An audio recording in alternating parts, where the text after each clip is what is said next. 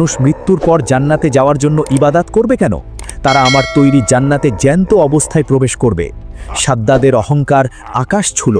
সে তার প্রধান সেনাপতি এবং স্থপতিদের ডাকল। সে হুকুম দিল, সারা পৃথিবী চষে ফেলো, এমন একটি জায়গা খুঁজে বের করো যেখানে আবহাওয়া খুব মনোরম, যেখানে বাতাস খুব পরিষ্কার আর মাটি খুব উর্বর। আমি সেখানে আমার ইরাম নগরী বা জান্নাত বানাবো। সেনাপতিরা মাসের পর মাস ঘুরে ইয়েমেনের এডেন বা আদন এলাকার কাছে এক বিশাল মরু প্রান্তরের খোঁজ পেল। জায়গাটি ছিল খোলামেলা, বাতাস ছিল নির্মল।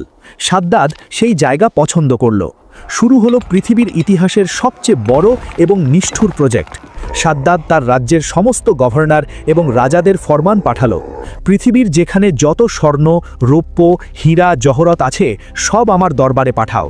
কারো হাতে যেন এক রতি সোনাও না থাকে। খনিগুলো খুঁড়ে শেষ করে ফেলো।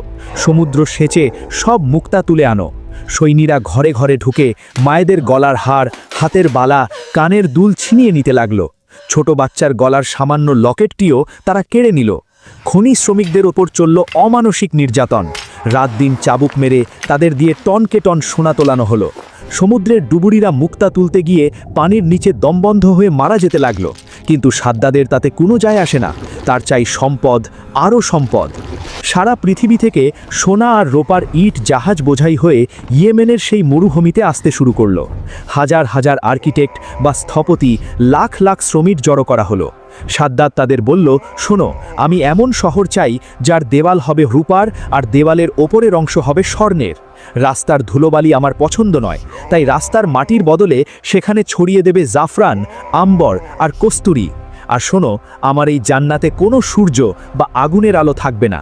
তোমরা এত পরিমাণ হীরা আর জহরত দেওয়ালে গেঁথে দেবে যে রাতের অন্ধকারেও সেই পাথরের আলোয় দিন মনে হবে। কাজ শুরু হলো। 1 বছর নয়, 2 বছর নয়, একটানা 300 বছর ধরে চলল এই নির্মাণ কাজ। সাদ্দাদ নিজে তখন বৃদ্ধ হয়ে যাচ্ছে, কিন্তু শয়তান তাকে দীর্ঘ হায়াতের আশা দিল। সাদ্দাদ ভাবল, এই জান্নাত তৈরি হলে সে সেখানে অমর হয়ে যাবে। শ্রমিকরা রোদে পুড়ে অনাহারে মারা যেত।